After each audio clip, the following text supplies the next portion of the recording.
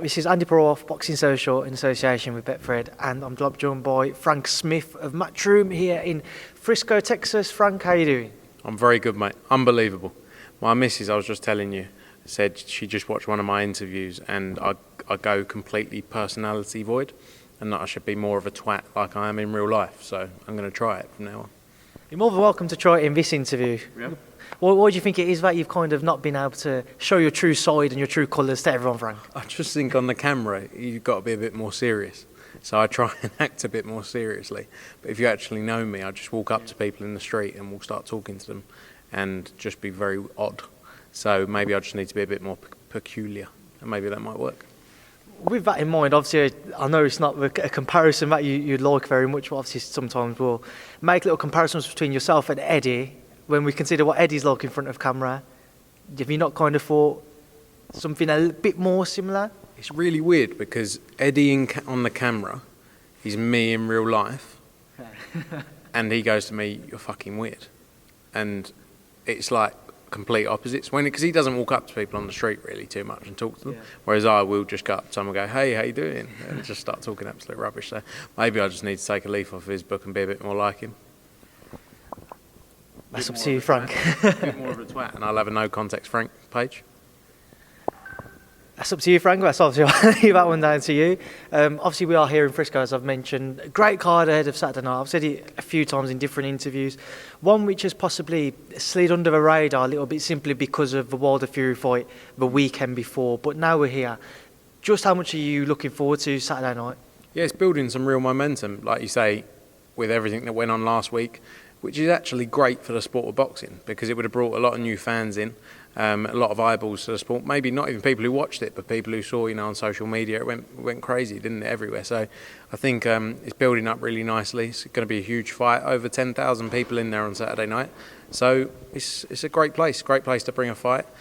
First time we've done a show here, so very excited for it. But top to bottom, it's like the card itself is unrivaled, I think. I remember listening to Eddie yesterday at the press conference. He said it's one of the best cards that he feels he's put on from a top to bottom status. Do you agree with that? Yeah, I'm going to copy exactly what he said and say that. No, but when you look at the fights throughout, you've obviously got the main event, Jesse Vargas, Mikey Garcia, which is a great fight between two stars of boxing who have done so much between them. You've got Calify against Chocolatito. It's his chance. His chance now, Cal's, to really take on a legend of the game, and it's come at a great time for him. You got Martinez against Jay Harris, another great fight. Jay Harris has got it all against him, but he really wants it. But Martinez, as we've seen in his last few fights, looks in great shape and always performs. So yeah, Madrimov, Joseph Parker, the list is endless. Our young stars as well on there, so it's great. I'd love to start working our way through the card. And one person I do want to come on to, Murat Garcia, when I spoke to Eddie about it, but just get your thoughts on him. But to come back to that, obviously headline fight, Mikey Garcia, Jesse Vargas. Again, it is a brilliant matchup with regards to people still kind of working out whether Mikey can operate at 147. And Jesse has already shown he can, and he's a world level fighter in that division. How do you kind of see that one playing out? Yeah, well, like you say, with the weights, Jesse Vargas, who was going up to 154, he's so much bigger. But props to Mikey Garcia, who he could have gone back to 140, but he wants to show that he belongs at this as the best at this weight division as well. So fair play to him. I think it's going to be a great fight between the two. I think it's going to be all out war, and I think everyone who tunes in is going to have a lot of value out of that one. Obviously, I know Eddie said that he wants to try and make a Manny Pacquiao and Mikey Garcia fight if Mikey was to beat Jesse on Saturday. But we just saw Regis Prograis announced today his bout with Maurice Hooker, and Regis wanted to face the winner of Mikey Garcia and Jesse Vargas. Do you see maybe a Regis Prograis facing one of those two down the line? Yeah, I think, look, if he beats Maurice Hooker, Maurice Hooker's been in some great fights. It's a huge fight down the line for them. But that's the great thing, there's so many big fights for these guys all around the same weight division, so it's an exciting time for them to be involved. Just to stick with that weight division and to move away from the card for a brief second, obviously Josh Taylor announced that not only teaming up with Ben Davison, but he's going to face his mandatory challenger. I didn't see. Yeah, is that right? For Ben Davison, or Ben Davison. Yeah, so he's announced that he's linked up Ben Davison. What are your thoughts on that? Yeah, great. Obviously, Ben Davison's done a great job with the fighters. He's working with Billy Joe. Again, did a great job with Tyson Fury to get him back in the shape he was in. And yeah, great trainer. And I think it's good that he's got a smaller group of fighters around him. He hasn't got 10, 15 fighters. And, I think he's, as I say, done a great job, and he's going to show what he can do over the next few years. Obviously, just to move back to this card, Cal Yafai and Roman Gonzalez. Cal's obviously, he said to me for ages, I've followed him from pretty much day one of his career. Both of us from Birmingham, obviously, as you can imagine. You could put it like that, Frank. He's probably fed up of me by now. But you do look like Joe from You. Joe from You? Have you not watched it, the Netflix thing? No, I haven't. Watch it, it's great. He stalks the girlfriend that he ends up being with, knows all about her, and then ends up being with her. Amazing. I wouldn't go that far, Frank. You followed him from day one. Oh, you mean his boxing career, sorry. I mean, I could say the same to you about Eddie when you told me the story about how you first sold him a couple of raffle tickets and you kept hounding him. Yeah, true. Very much stalkerish. Look where you are now. Exactly. It must have worked out. Maybe I do need to stalk him a bit more. It's a bit weird, but it worked out. Everything worked out in the end, Frank, as you say. But obviously, just on that fight, Carl said for ages he wants it, and now he's got it. How much pressure is there on him going into Saturday, and what should we expect from Roman Gonzalez, more importantly? People have touched on the fact that, obviously, those 2 defeats to Rungvisai would have been draining on him and tough for him. How much do you think he has left? I still think he's got a lot. When he's done what he's done in the game of boxing, this is he still wants to be in there with the best. He's going in there fighting for the world title. Cal Yafai, this is a great test for him, but also a great sort of not coming out fight, because he's been he's Britain's longest ever reigning world champion. But in terms of a big name, this is brilliant for him. And there's so many fights in the division as well. You've got the likes of Rungvisai, who's going to have a comeback fight very soon. You got Estrada, who'll be back soon. So lots of different things out there for him to. Once he breaks through this fight, he wants to go on and unify after this. So exciting times.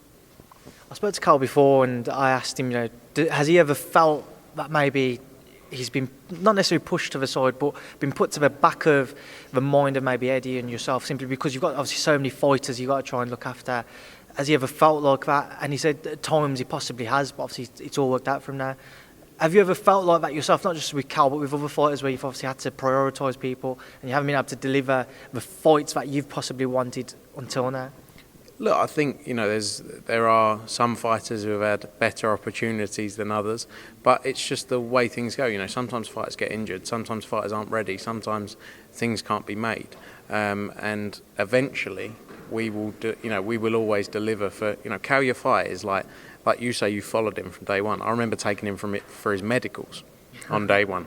So we have a close connection with the likes of Cal Yafai, all those guys that came through from the GB squad back then.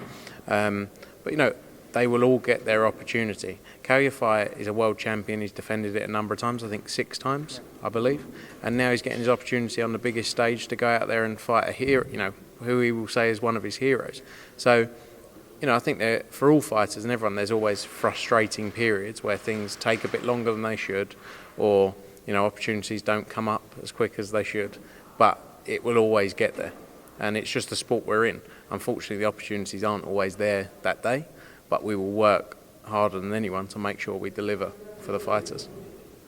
And obviously, just to move away from Cal, you've got Julio Cesar Martinez versus Jay Harris again. What are your thoughts on that one? So yeah, he obviously boxed in the O2, and then we signed him, boxed on the Phoenix card, looked sensational there. He's a great talent. He's going to be a huge star in the sport of boxing. Jay Harris isn't coming here just to lay down. You saw his talk at the press conference the other day. First time he'd been up on those bright lights. He's not fazed by it. I think he's just excited. He gets his opportunity now to go on and become a world champion. He's passed all the other tests, European champion. Had some good wins, and now, as I say, it's his chance to go out there and win a world title and build from here. And obviously you got Joseph Parker fighting Shaundale Winters. Just talk to me about that one and how you guys came to the decision to put Joseph in with Shaundale. Yeah, Joseph, he's in a good place right now in terms of the ranking. He's number 2 in the WBO, I believe. He's building his way back up to get that world title shot. It's an exciting time for the heavyweight division. So many opportunities out there. I think over the next, as we see things, move with the likes of Joshua Fury, that's going to open up opportunities down the line for these guys.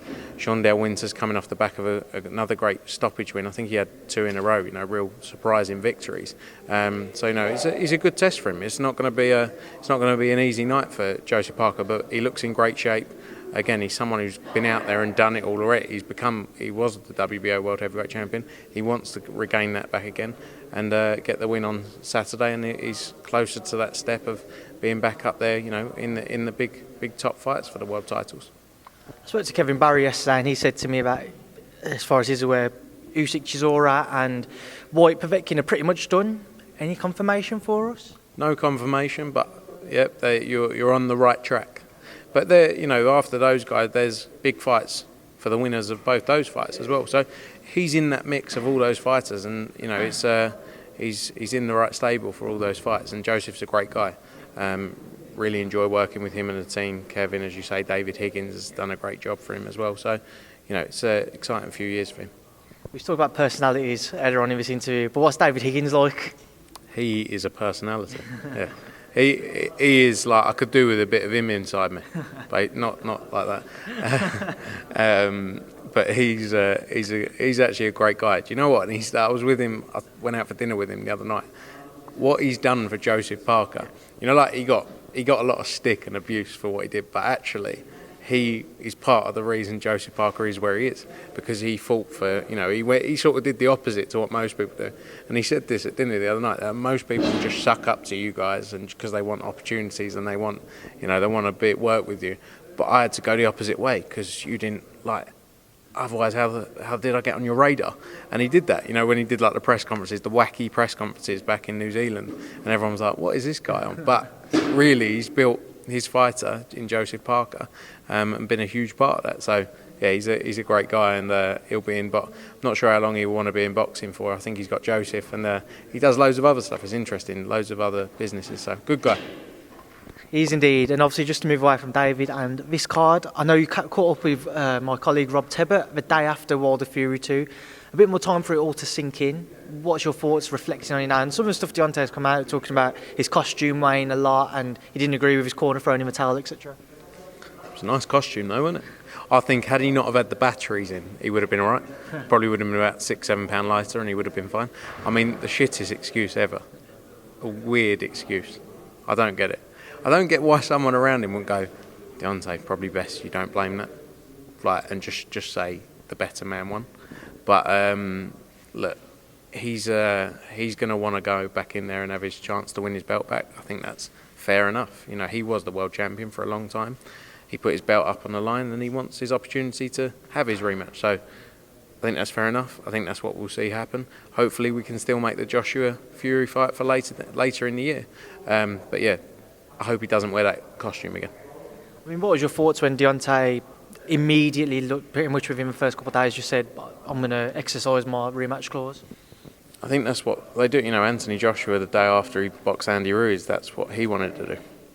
So I think once you've been around the sport for that long and you held the belt and you want it back like that, you feel like that's yours. So you want your opportunity to get it back. I think Tyson Fury beats him again. I don't think there's many people would question that. But let's see what happens. As far as I know, that's what he's doing. I don't know if there's been anything official yet. I don't think the rematch is as big because I think everyone knows Tyson will win again, or that'll be in people's mind. And I think people will also think this geezer's blamed his costume. I don't really want to watch him again. So let's see what happens. I saw Mike Coppinger's tweets earlier saying that he's kind of had his sources tell him 800 to 850,000 views. 800 to 850,000 buys in North America for pay-per-view. What's your thoughts on those numbers? Look, it's good, but it's not brilliant. When you think of the promotion that went into, I think they did an unbelievable job promoting it, personally. When it was everywhere, it was across every TV screen, it was everywhere, everything you could see was this fight. But I think that's the big problem with this $80 pay-per-view, personally. It doesn't make the norm, the person who's got, a low wage, or the person who, not every boxing fan has got $80 to pay for one fight. And I think that's a big problem with it. You could do 3-4 million buys for that fight if it was $20 or $30, even $30, $40. $40 isn't horrendous, but $80 is just a lot of money, isn't it? So I think that's a big thing. I think that's a big thing, that fighting against that, and that's why DAZN's $100 for a year, for a whole year, and people sort of forget that. But you can't take anything away from them. They did a great job. They did a great job promoting it, but I don't think it would be the numbers even they needed or they wanted from this event. Finally, before I do let you go, because I said to you I'd be 10 minutes, it's now 15 and a half minutes. I'm not in a rush. That's good to know. I'll ask you to stay for another hour then. Might bore people. Obviously, earlier this week I saw some tweets saying that Canelo will make his mind up this week, either Billy Joe Saunders or Callum Smith. What's the latest with that? When can we actually expect an announcement if those were deemed to be true? I think very soon, because obviously it's not very far away, is it? You know, it's what is it? It's 9 weeks from now, 8, 9, probably about 9 weeks. So he needs to make a decision very soon. I think they're the two guys that are up there. They're both of those guys are our. We work with our fighters, so it's we want one of them to get the shot, and hopefully, and I think both of them have got the ability to go in there and beat Canelo. But yeah, I think you'll see news very soon. Out of our hands, really. It's up to Canelo and his team, Golden Boy. But we're working on that currently, and let's see where it ends up. You mentioned 8 to 9 weeks away. What is the cut-off point for Callum Smith or Billy Joe Saunders to prepare for that fight? Obviously, it's the biggest fight in boxing for either of them, and Canelo is obviously seen as one of the pound-for-pound contenders. How long could they actually afford to wait for official confirmation? To be honest, I don't think it's even like they will be training. It's not. They'll be in training now. They'll be knowing what they get. Hopefully, they get the shot, and this is the date, and this is what they're working towards. But take away that side, it's the actual getting it announced, getting it on sale, everything that goes on away from the fighting side that they need to do, and that's really in the next week or so. They need to know what they're doing. They need to get it out there. So I don't think you'll have much longer to wait, to be honest, on that front. Well, Frank, we will leave that there now. 17 minutes. But before I let you go, anything else you want to do to try and get your personality across even better? No, I'm not going to fake it. I'm just going to try my best to be what I'm like out on the street and have a personality. Frank, it's been a pleasure. I appreciate you seeing me tonight, and enjoy the rest of your evening, and I'll catch up with you soon. Thank you, Speak to Boxing Social. Thank you, mate. Thanks for the support as always.